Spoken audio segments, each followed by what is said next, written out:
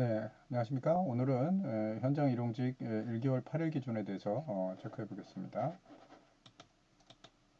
일용직 관련 법 규정, 취득일에 대한 판단, 일자 상실 신고와 지역보험료, 과오납 발생의 문제, 건설 일용자 건강연금 보험료 고지와 납부 실무, 국민연금보험법, 국민건강보호법, 그 다음 Q&A 이런 식으로 진행됩니다. 일용직 관련 법 규정은 건강보험에서는 일용직을 고용기간이 1개월 미만 일용근로자 및 1개월 동안의 소정근로시간이 60시간 미만인 단시간 근로자를 줘야 한다.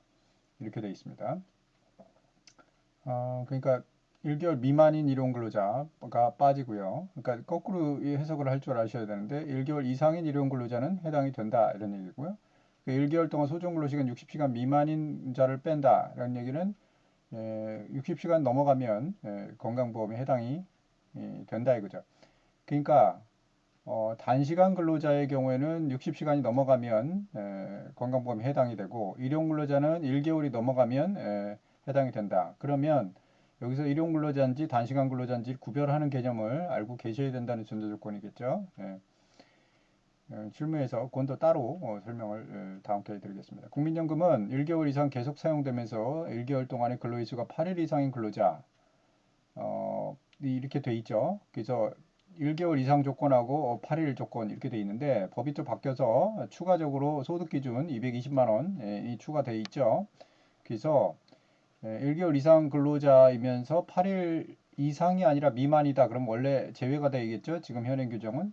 근데 이제 내년부터는 1개월 이상이면서 8일 미만이라 하더라도 소득기준이 220만 원을 넘어서게 되면 그 연금이 해당이 된다 이렇게 바뀌었습니다. 물론 이제 건강보험은 해당이 안 됩니다. 근데 연금에 대해서만 이렇게 법이 통과돼 있다 이렇게 되어 있습니다.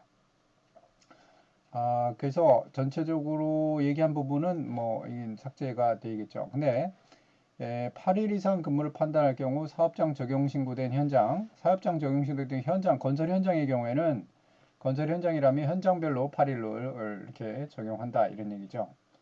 현장별이 신고가 안 돼 있으면 본사로 신고를 하게 되면 월별로 8일 기준을 하게 되는 그런 거죠.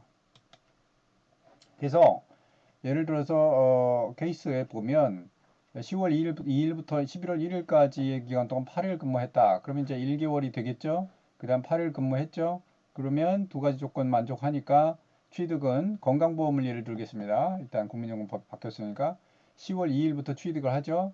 그 다음에 11월 달은요. 11월 1일까지 일을 했기 때문에 상실은 11월 2일 날 상실이 될 텐데 여기 지금 11월 소득월액을 써야겠죠. 그러니까 이제 돈을 내는 것은 11월 1일 그 하루치고요. 상실일은 11월 2일이 되죠. 이거 오타가 나왔는데 11월 한 달분만 납부를 합니다. 그러니까 11월 달 일용직 같은 경우는 11월 1일 날 그 하루 일한 거 그만큼 내면 되겠죠. 만약에 B라는 일당이 10만 원짜리가 있고 10월 2일부터 10월 말까지는 20일에서 200만 원, 11월 1일부터 12월 2일까지 그럼 요거는 12월 2일까지로 했는데 요걸 2일로 바꿔야겠네요. 11월 2일이라고. 그러면 어쨌든 그럼 11월 3일이 상실이 되고 11월 이틀을 일했다 이거죠. 그럼 20만 원이다. 이 경우에는 10월 2일 날 취득하는 거 맞고 상실일은 11월 3일이고 11월 근로소득월액은 20만 원을 써준다니까 법료 납부는 20만 원에 해당세에서만 한다. 두 달에 걸쳐서 1개월 이상이죠. 그 다음 8일 이상 일했죠. 그렇기 때문에 최초 근무일로 취득신고 최초 근무일 10월 2일이고요. 둘째 달 1일로 보수 변경. 그러니까 1일 날 보수를 바꿔야 됩니다. 200만 원이 아니라 여기 지금 11월 달 거에 대해서 보험료를 내야 되니까 둘째 달 보험료를 납부하는 것부터입니다. 하나를 더 보면 10월 2일부터 11월 1일 이내에 8일 미만 만약에 근무를 했어도 8일 미만 했다고 칩니다. 그럼 해당이 안 되겠죠. 11월 1일부터 11월 28일까지 8일 이상 근무했다면 여기서는 해당이 안 됐는데 이제 한 달 내로는 11월에 해당이 안 됐는데 걸쳐 있는 경우에 그 두 번째 달에 8일 이상 근무를 했다. 그렇게 되면 이제 12월 예정 근무이 없다 하더라도 11월 1일부터 두 번째 달 1일부터 취득 신고를 합니다. 그리고 그 보험료는 11월 달 거를 내고 상실일은 맨 마지막 근로일의 다음 날이니까 11월 29일 날 상실하죠. 그래서 보험료는 11월 것만 내고 2달에 걸쳐서 1개월 이상이긴 하지만 이 경우를 보면 8일 미만 근로를 했지만 첫 달은 그러니까 첫 1개월 사이에는 8일 미만이지만 둘째 달에 1일부터 말일까지 8일 이상이면 둘째 달 1일로 취득 신고를 하죠. 그래서 둘째 달 보험료를 납부합니다.